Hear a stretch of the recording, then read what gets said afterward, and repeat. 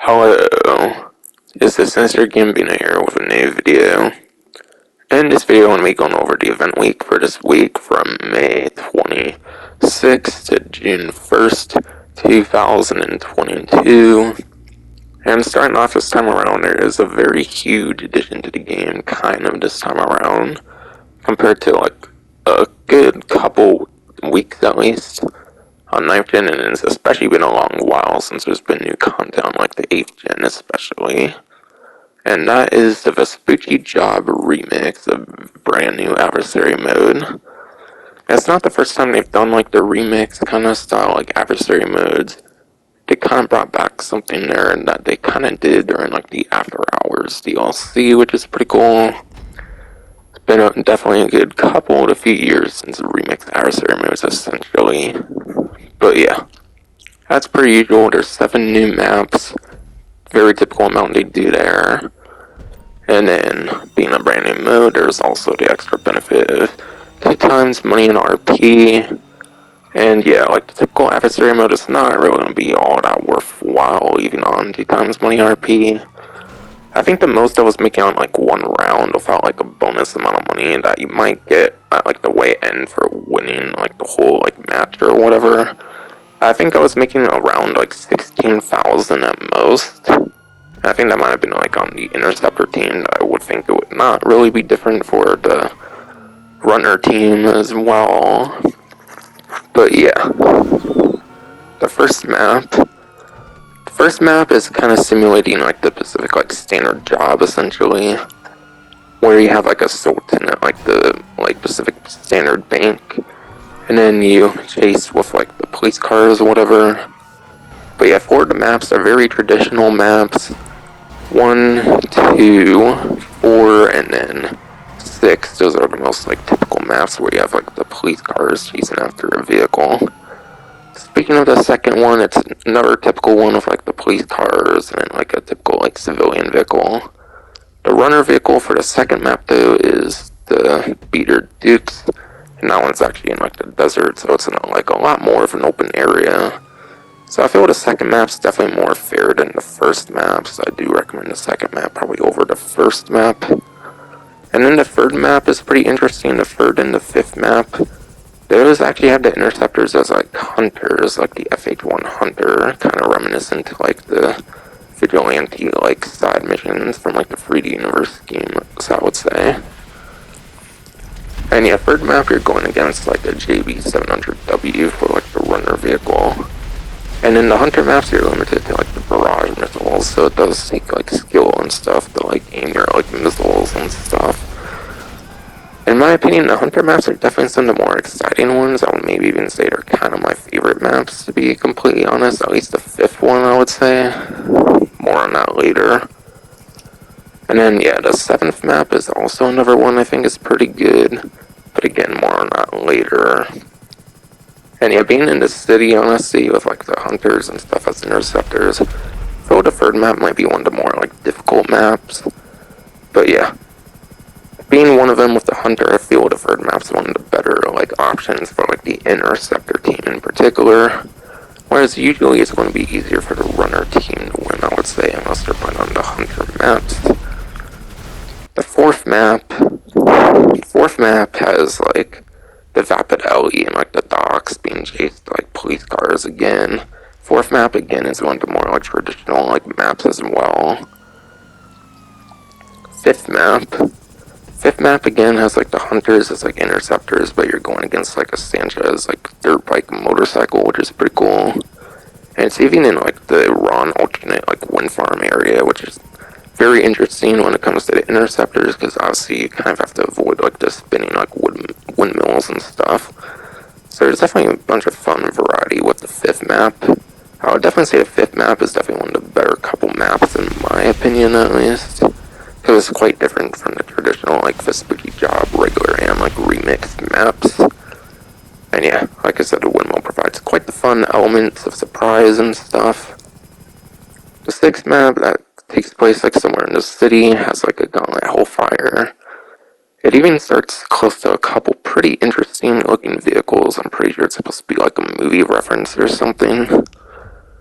Yeah, 6 map, in my opinion, definitely one of my least favorite maps. It's in like the city. It's kind of easy to get like stuck in spots and stuff like that by the interceptor team if they like ram you over and whatnot.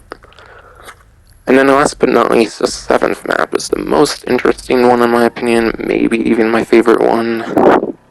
And it's similar to the 1st, 2nd, 4th, and 6th map where it's only like land vehicles, except you actually have arena vehicles. The runner is actually an arena like Cerberus, like the Apocalypse Cerberus.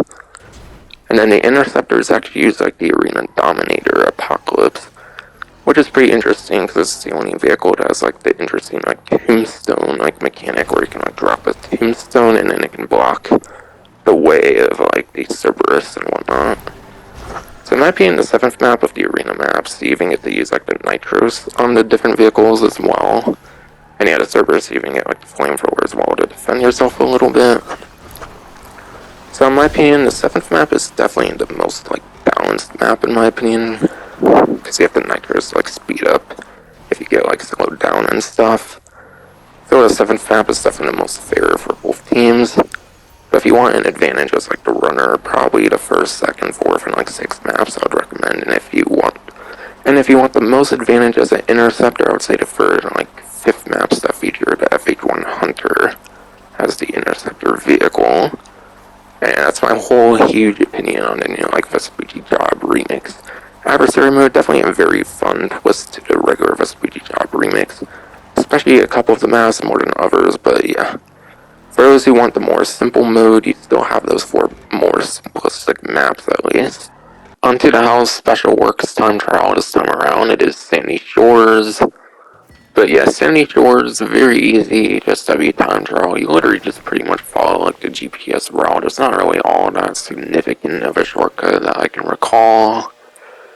And then onto house, like premium test ride this time around, it is the Ubermax Sentinel XS. And it is actually one of the like couple vehicles that I highly recommend doing like the HSW liveries on, because it's like one of the couple HSW vehicles that did not have like any sort of livery until it turned into an HSW vehicle. And yeah, in terms of like performance standpoint, apparently the Previan from like the Los Santos Tuners DLC is still in a better like lap time, like coupe vehicle in the game. However, the huge thing with HSW vehicles is obviously the top speed. So the HSW Remark Sentinel XS is definitely going to be the best like top speed option. However, in a lot of races, the Previan can still prove to be a good bit better than even the Ubermax Sentinel XS HSW. Onto MC Club bonuses for the week. There is Clubhouse Contracts on 2 times money and RP. And the Clubhouse Contracts are kind of like VIP and like MC works essentially, but you have to like constantly go like back and forth to like the biker clubhouse, which in my opinion is not really too bad. But yeah, the payouts at most I would say is around like 60 to like 70,000 it looked like for double money. So putting it in terms of like VIP work, for example, that could be like a fortified and like a velocity. I think those are 2 of the like vehicular like VIP works that pay around like 70,000 as well. So the money is definitely pretty alright, I would say. It definitely puts it more in line with like specialist plus like security contracts, for example. So definitely some pretty good money that can be made through the Clubhouse Contracts.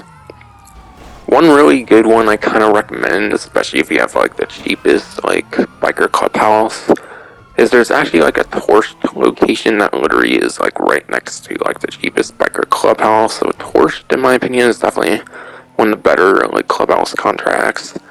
And yeah, for the most part, I'm just going to recommend maybe a few to like avoid, I would say. But yeah, certain ones do require 2 or more players though, so do keep that in mind.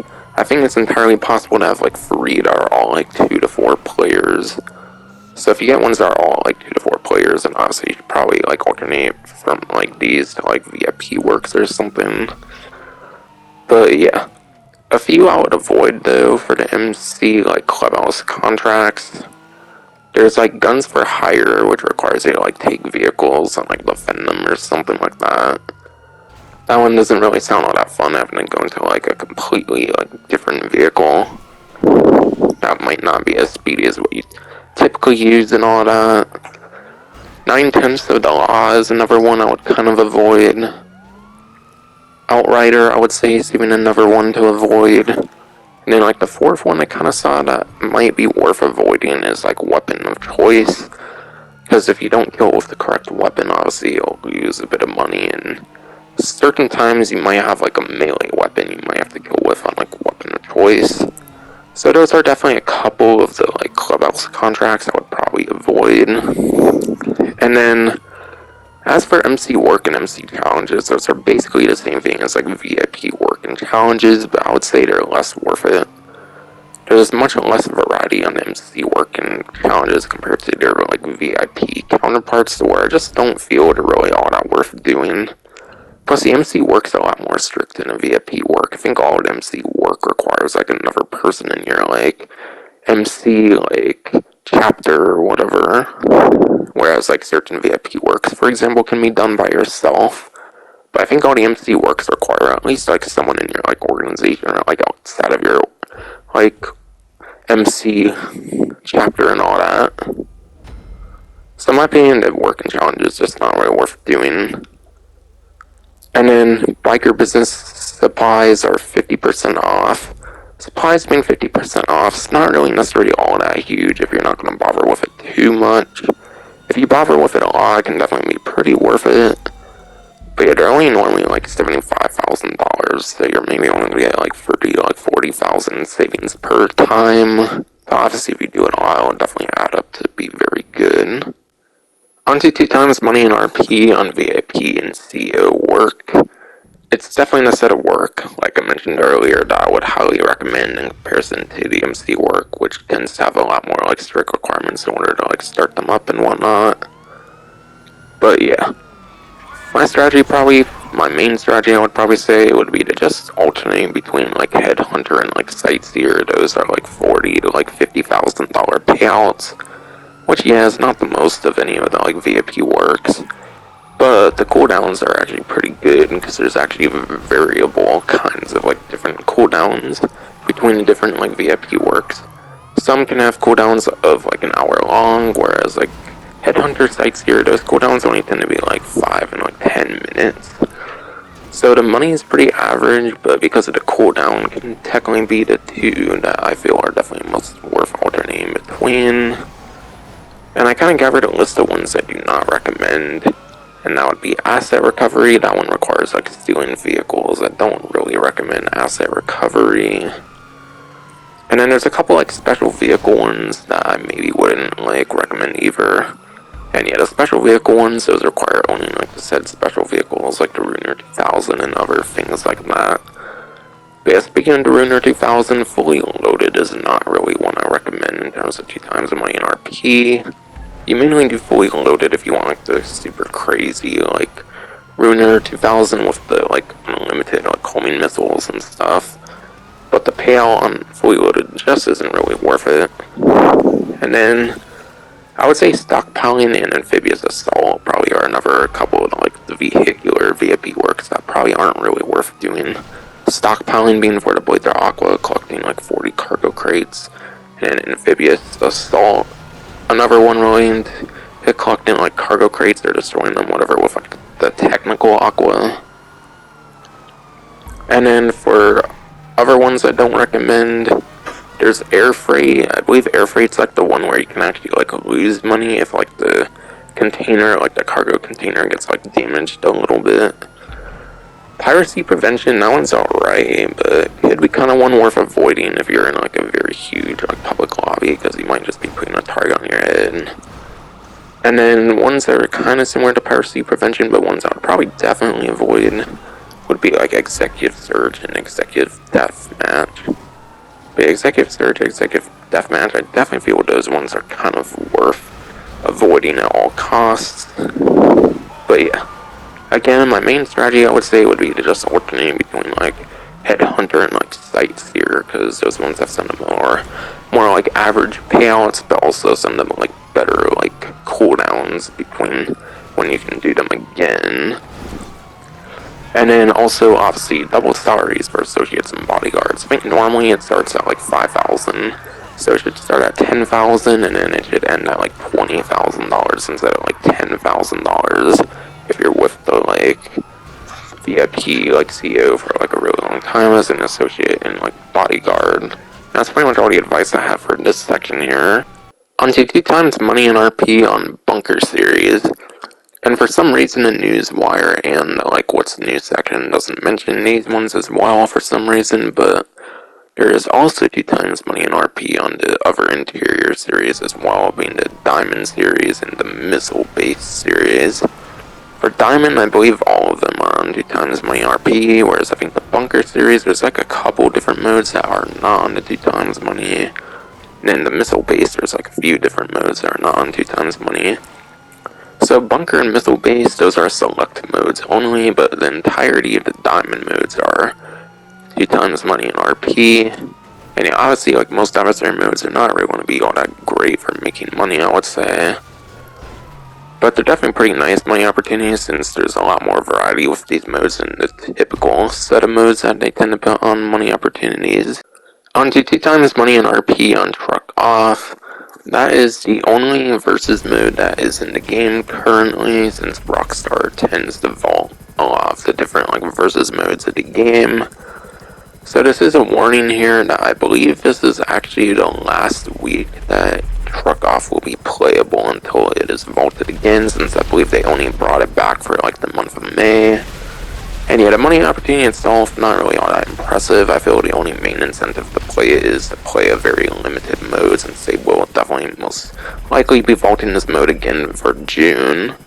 Onto 2 times money in RP on mobile operations. These are kind of essentially like contact missions in a way that you basically start up in your like mobile operations center. So they cannot be like launched up from the pause menus, and unfortunately you do have to go into the mobile operations center every single time. I know I mentioned earlier with like the biker like clubhouse, I don't mind having to enter that all the time for like the biker contracts, especially given they're like 60 to like 70,000 I think at most for some of them right now, but yeah. I imagine these won't get more than like 40 to like 50,000 on like double money RP.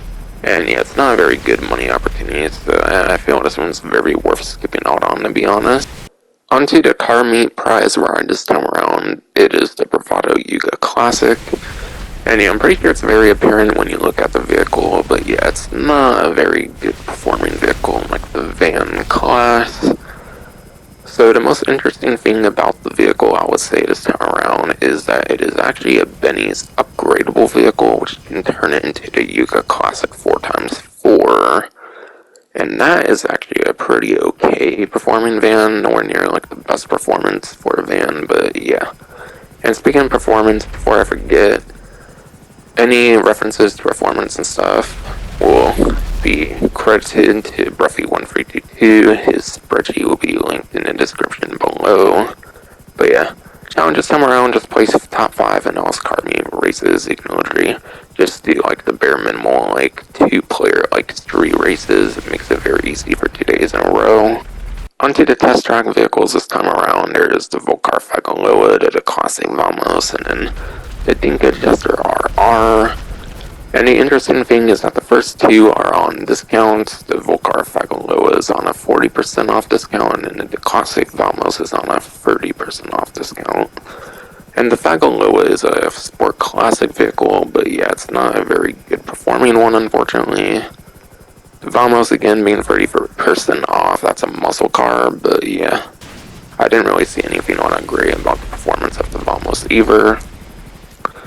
But yeah, finally the Dinka Jester RR. It's not on any sort of like discount or anything, but it is on the test track. It's a test ride vehicle.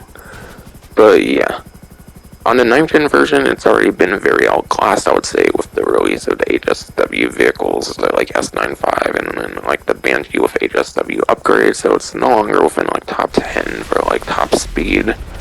But on 8th gen, it's kind of just barely hanging on to like the top 10 top speed, I'm pretty sure. So I probably wouldn't really get that one either, to be honest. Onto the podium vehicle this time around, it is the Ubermacht Revolter, which is a weaponizable sport car that has like machine guns on the front of it. It's one of those like civilian like sport vehicles from like the Doomsday Heist DLC that can have the machine guns on it. So it can be a pretty decent vehicle for simple, like, missions like Headhunter and stuff like that. Onto the discounts for this week, there is 30% off of warehouses and vehicle warehouses, which are required for the special cargo and like the vehicle cargo respectively. Special cargo is a very risk-reward like business, so if you're willing to take the risk, it's definitely very amazing for making money, plus you can own 5 separate warehouses. My recommendation at minimum is to own like 2 warehouses though, because each warehouse has its own cooldown, and buffering with just 2 warehouses, you can basically just go like back and forth between them both. Third, fourth, and fifth ones are mainly for extra income. And vehicle warehouse, it can still be pretty alright, I would say, these days. Though, especially since Perico Heist, I would say the vehicle warehouse is kind of in decline now. But yeah, if you set it up correctly, you can make it where you can only get like high-end, like top-range vehicles. So it's still a very good like business property if set up correctly now. And then MC businesses, those are completely passive, as I mentioned before. So as long as you got like the friends that like do huge sales, because you can always get like free post op vans, I believe, for example. Then biker businesses, 30% off can be pretty good. And then yeah, 75% off of Imani's services. She has the out of sight and then the sourcing of the motorcycle. Sourcing motorcycle, you basically just get like a motorcycle with like bulletproof tires. Not really that impressive. And out of sight gives you like a radius where you can like stay off the radar. Unless you like attack another player, then I think it like goes away. But I believe the out of sight unfortunately does not like hide business cargo though. So that's pretty unfortunate. And then the Vapid Terra, it's a weaponized like truck. So honestly it can be pretty useful if you got like a friend for like Headhunter and small stuff like that. Plus, if they ever like put like Target Assault back in the game, I believe it can be used like the custom version for like the first map. I think you can use it for like the custom version of Target Assault 1, which is nice. And then the Turreted Limo, 30% off. That one's very nice because it's actually a CO vehicle. If you buy a CO vehicle, you can actually spawn it for free instead of like 25, 30,000 for the Turreted Limo or whatever.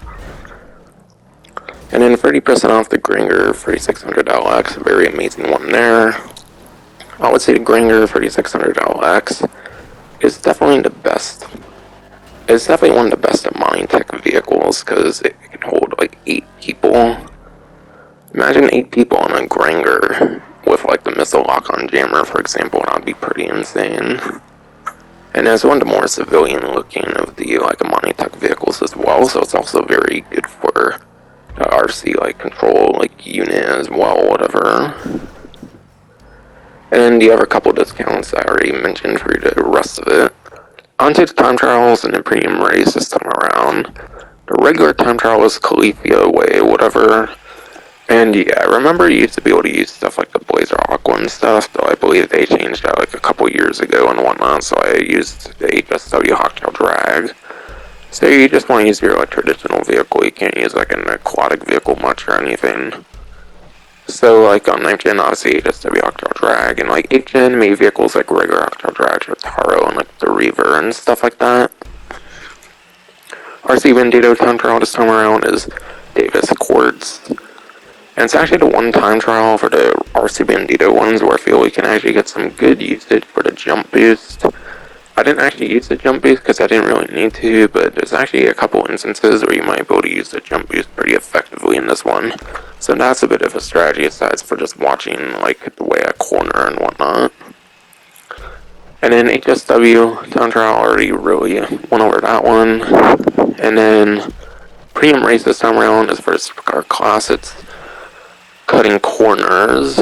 And that one's a very lap time heavy one. I know from watching like Bruffy1322, because that's what he does his testing on, like a modified version of it. But yeah, the HSW like weaponized Ignis, I would say probably for 9th gen no doubt, and then like the Emerus and Krieger probably for the 8th gen if I recall from the spreadsheet. And that'll finally be it for this video. Hope you enjoyed.